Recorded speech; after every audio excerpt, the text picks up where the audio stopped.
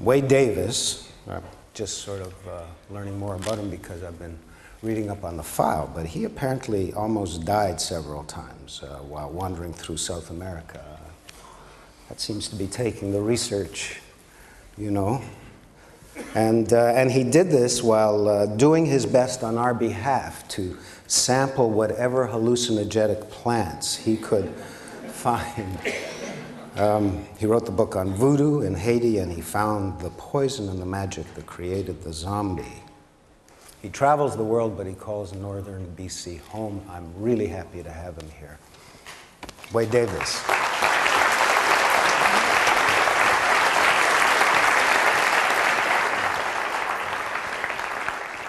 Well, thanks, Moses. You know, one of the intense pleasures of travel is the opportunity to live amongst those who have not forgotten the old ways, who still feel their past in the wind, touch it in stones polished by rain, taste it in the bitter leaves of plants. And just to know that jaguar shaman, can we bring the lights down a little bit, please? Just to know that jaguar shamans still journey beyond the Milky Way, or that the myths of the Inuit elders still resonate with meaning, or that in the mountains of the Himalaya, the Buddha still pursue the breath of the Dharma, is to remember the central revelation of anthropology, and that is the idea that the world into which we're born doesn't exist in some absolute sense, but is just one model of reality, the consequence of one particular set of adaptive choices that our lineage made, however successfully, many generations ago. But whether it is the Panan in the forests of Borneo, the voodoo acolytes in Haiti, the Rendili warriors in the Kaisu Desert of northern Kenya, or indeed the yak herders in the slopes of Chomolungma, Everest, the goddess mother of the world, all of these people teach us that there are other ways of being, other ways of thinking, other ways of orienting yourself in the planet. And that's an idea that can only fill you with hope if you think about it. Now, together, the myriad cultures of the world make up an intellectual and social web of life that envelops the planet and is as important to the well-being of the planet as indeed is a biological web of life that you know as a biosphere. And you can think of this cultural web of life as being an ethnosphere, and you could define the ethnosphere as being the sum total of all thoughts and dreams and beliefs, inspirations and intuitions brought into being by the human imagination since the dawn of consciousness. The ethnosphere is humanity's great legacy. It's a symbol of all that we've achieved and all that we can achieve as a wildly adaptive and creative species.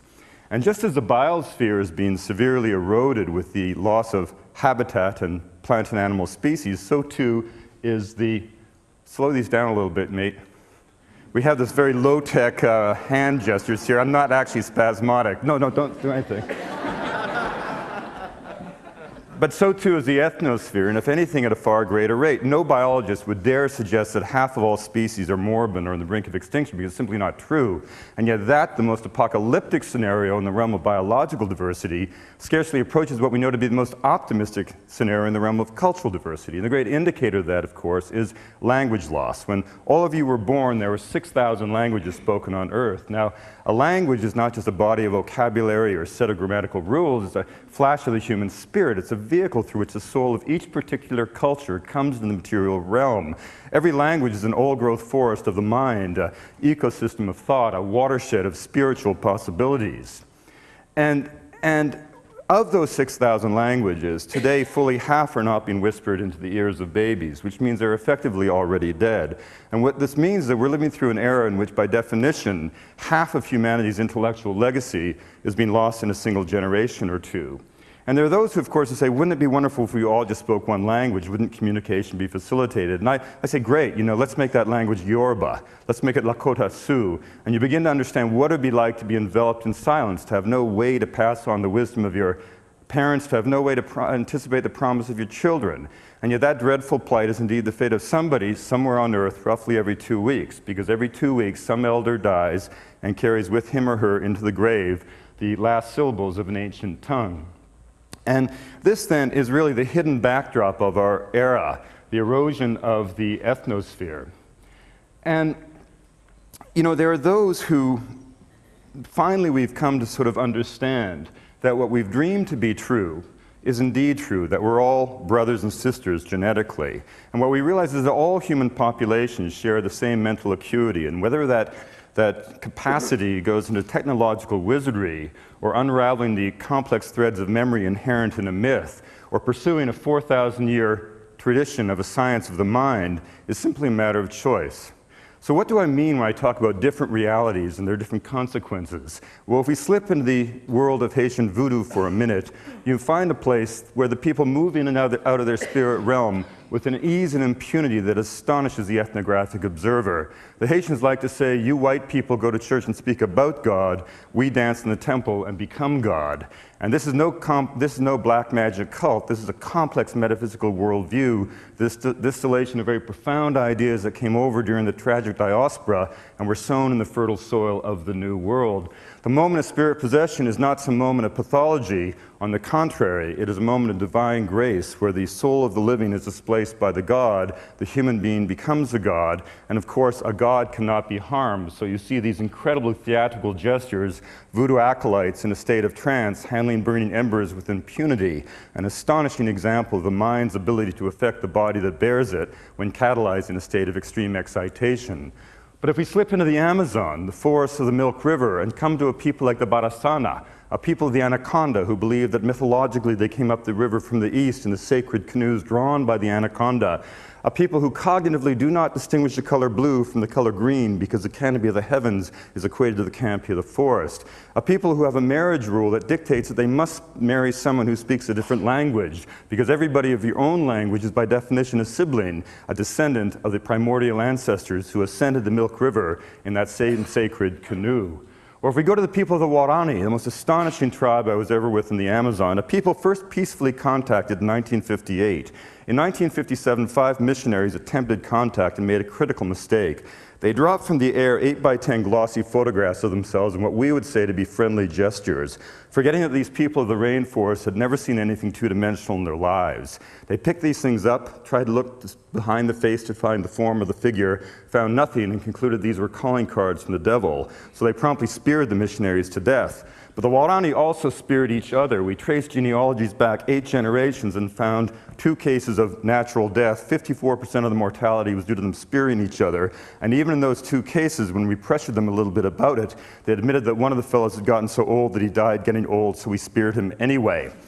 But they also had a perspicacious knowledge of their forest that was astonishing. Their hunters could smell animal urine at 40 paces and tell you what species of life left that behind.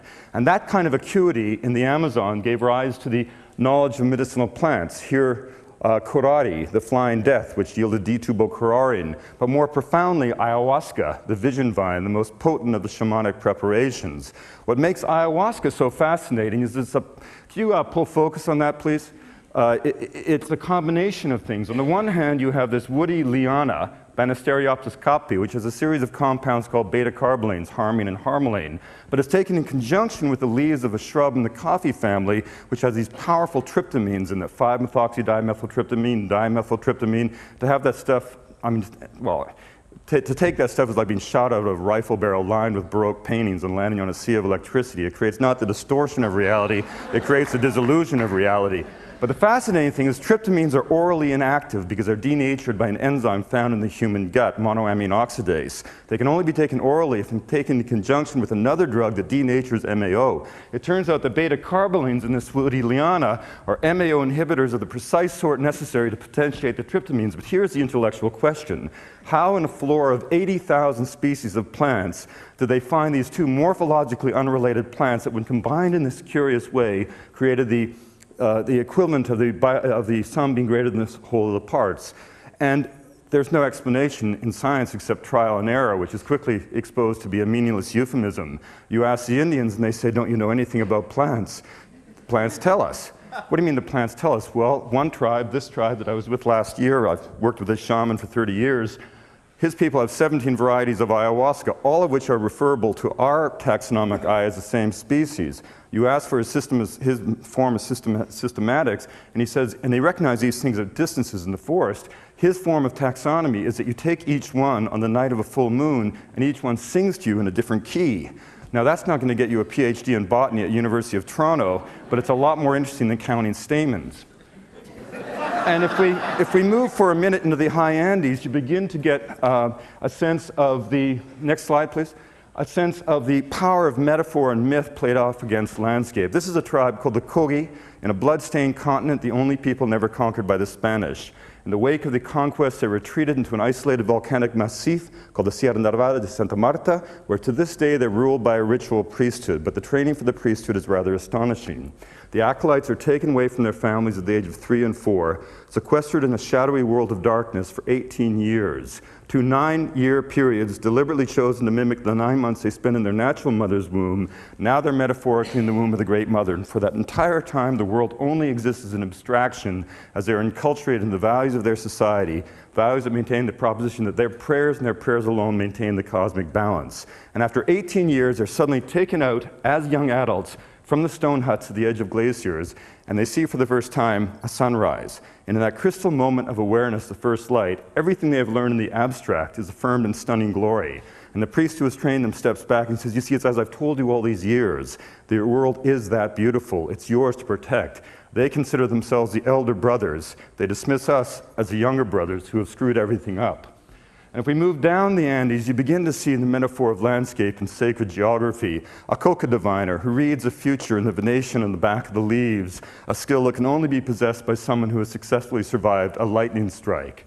Or if we go into the valley of Chinchero outside of Cusco, my young godson who participated with me in this incredible race a couple of years ago where every adult-bodied man must dress up, the fastest boy in each hamlet dresses up as a woman, is transformed into a transvestite figure called the Wailaka. He then leads all able-bodied men on this incredible race. You begin at 11,500 feet, you run down 2,000 feet to the base of the sacred mountain Antioquia, you run up to 15,000 feet, you drop off 3,000 feet, you rise another 3,000 feet, and the whole race goes along the perimeter, a perimeter marked by sacred mounds of earth where prayers are uttered, where coke is given to the wind, and by the end of this incredibly arduous day, all the participants fall away into trance and emerge at the end of the day less as human beings than as spirit beings who through ritual have redefined their sense of place.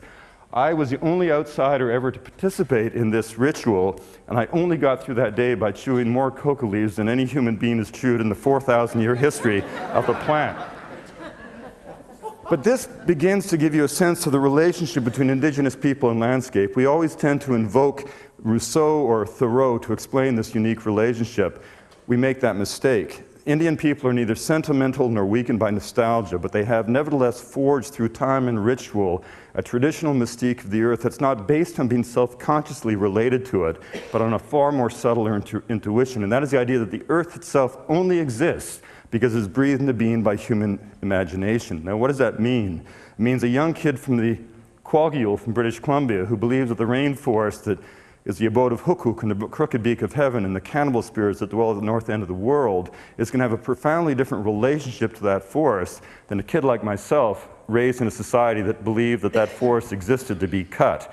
The little kid from the Andes who believes that a mountain is the abode of the Apu spirit that will direct his or her destiny will be a profoundly different human being and, more importantly, have a different relationship to that environment, to that mountain, than a Canadian kid raised to believe that a mountain exists as a pile of dirt ready to be mined. And this then touches upon one of the dark undercurrents of the whole presentation, which is that 20 centuries from now, this era will not be remembered for its wars or its technological innovations. It's going to be remembered as the era in which we stood by and either passively accepted or actively supported the massive destruction of biological and cultural diversity on the planet. Genocide is universally condemned. Ethnocide, destruction of a people's way of life, is not only not condemned, it's often supported as legitimate development policy. We also have this myth that these societies are somehow delicate, fragile, almost quaint and colorful, but destined to fade away as if by some natural law as our society, the real world, moves inexorably forward. Nothing could be further from the truth. In every case, these are dynamic, living peoples who are being driven out of existence by identifiable forces. Change is no threat to the integrity of the ethnosphere. All cultures through all time have always been engaged in a dance with new possibilities for life. Technology is no threat to the ethnosphere. The Lakota Sioux did not stop being Lakota when they gave up the bow and arrow in favor of the rifle any more than a Canadian farmer stopped being Canadian when he gave up the horse and buggy for the automobile. It's neither technology or change that threatens culture, it's power, the crude face of domination, whether it's the rabid ideology of Pol Pot who sliced off the feet and hands of this nun in Cambodia for her religious beliefs. Or if we go into the upper Orinoco, we'll find the disease pathogens that have swept into the lives of the Yanomami, decimating, no, not decimating, killing 9 in 10. Remember, decimate means in Latin to kill 1 in 10. When diseases hit the Amerindian populations at the time of Columbus, it was 90% who were killed, from Tierra del Fuego to the high Arctic. It can be disease, or it can be egregious industrial initiatives, such as the deforestation, which has ravaged the forests of Borneo over the last 30 years.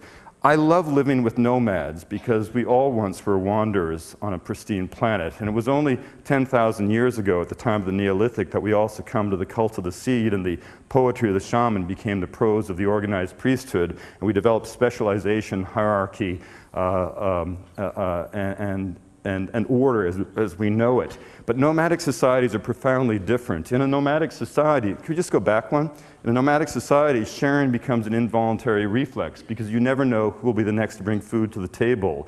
In a society like this, there is no measure of currency in material ways because everybody can make everything and everything must be carried on your back. And so currency becomes a measure of the strength of the social relationships between people. And of course, the Panan particularly lived in their forest for generations, but now that forest is shaken by the sounds of machinery. Within a single generation, the forests of Sarawak have been virtually eliminated. During the 1980s, at a time when Brazil produced a mere 1.3% of the tropical log exports of the world, Malaysia produced 45%, much of it from the East Malaysian states of Sarawak and Sabah, much of it from the homeland of the Panan. And so in one generation, the Panan saw their traditional lands violated, their subsistence base eliminated, their children drifting to the logging camps where the girls served as prostitutes beside rivers that were so heavily laden with silt runoff that they seemed to be carrying all of Borneo to the South China Sea, where the Japanese freighters hung light on the horizon, ready to fill their holds with raw logs ripped from the heart of Borneo. And the women and children found themselves in forced settlement camps, suffering from diseases never known before in nature. And of course, the power can be embodied in ideology, as in the Chinese treatment of Tibet, a nation that by any ethnic or historical or cultural or religious standards has always been a separate entity perched in the heart of Asia. And in recent years, I've been doing a great deal of traveling in Tibet, and some of the stories you come back with from the time when the world turned over, when Milarepa's spirit itself was challenged by the tremendous revolutionary events, a time when 1.2 million Tibetans were killed, a time when the Chinese took apart 6,000 monasteries and ancient sanctuaries. I mean, how would we feel as Canadians if the Americans invaded and tore apart brick by brick every one of our religious sanctuaries, forced our children to take our holy scriptures and use it as latrine paper in obscene public events? Well, that's exactly what happened in Tibet. I once traveled 6,000 miles with a young Tibetan from Chengdu to Lhasa through southeastern Tibet. He told me this amazing story of his family. His father was a scribe of the Pachamama, immediately murdered in 1959. His mother was incarcerated for the crime of being wealthy. As a lad, he was in the jail beneath her skirt tails in the darkness. And his brave sister, who had managed to smuggle him into the jail, was put into an education camp where one day during the Cultural Revolution, she inadvertently stepped on a Mao armband that had slipped off the sleeve of an adjacent worker. For that transgression, she was given 7 years of hard labor. Despite this history, the Tibetan people remain strong in their religious convictions, pursuing the breadth of the Dharma. And when you travel in Tibet, you have no doubt that eventually this ancient civilization will rediscover its sense of self. So in the end, then, we really come down to a fundamental question. What kind of world do we want to live in? A monochromatic world of monotony or a polychromatic world of diversity? Margaret Mead said before she died that her greatest fear was that as we drifted toward this blandly amorphous generic world culture, not only would the entire imagination of the human species be progressively reduced to a more narrow modality of thought, but that we would wake one day as from a dream, having forgotten that there were even other possibilities. And these other cultures of the world aren't failed attempts at being us. They're unique manifestations of the human spirit. The human species has been around for 100,000 years. Modern industrial society has been around for 300. That shallow history doesn't suggest to me that we have all of the answers for all of the challenges that can confront us in the ensuing millennia. And indeed, these other societies aren't failed attempts at being us, they're part of the collective human repertoire for dealing with the challenges that will confront us in the ensuing millennia. And when asked the meaning of being human, they respond with 10,000 different voices. And it's within that kind of diversity of spirit and intuition that we can find our way to move ahead into a place where all peoples in every garden can find a way to flourish. Now, this is actually the realization that cultures disappear or fade away not by natural law but by conscious actions of other people is indeed an optimistic observation, because it suggests that if human beings are agents of cultural destruction, we can be facilitators of cultural survival. And Canada actually is leading the way in this entire initiative. If you think of what's going on in Canada, it's rather historic. Nothing in the precedent of nation states can compare to the creation of Nunavut in April of 1999. You know, we weren't always kind to the Inuit people. When the British first came over, they took the Inuit to be savages. The Inuit took the British to be gods. Both were wrong, but one did more to honor the human race, because there could be no better measure of genius than the capacity to survive in the Arctic on a technology that was limited to what you could carve from bone, stone, slate, and small bits of wood that floated up from the sea.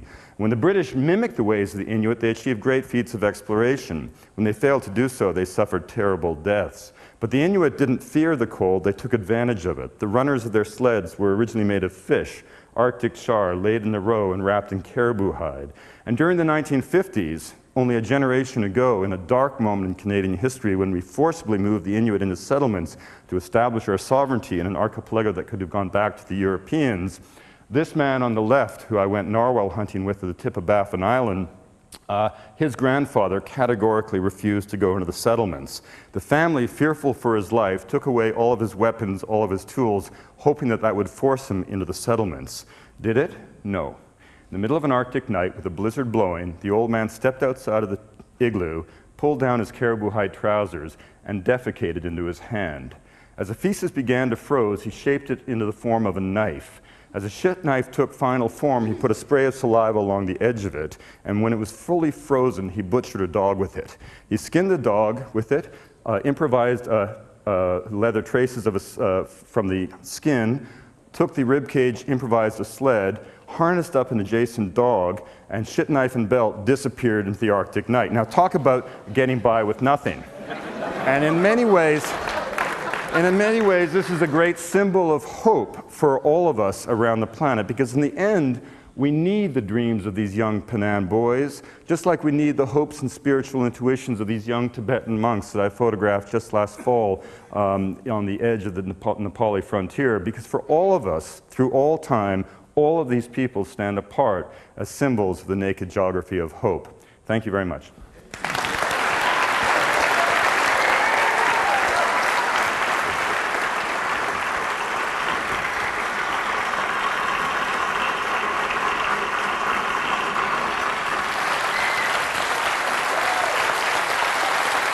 Great. Thank you. Take a little bow.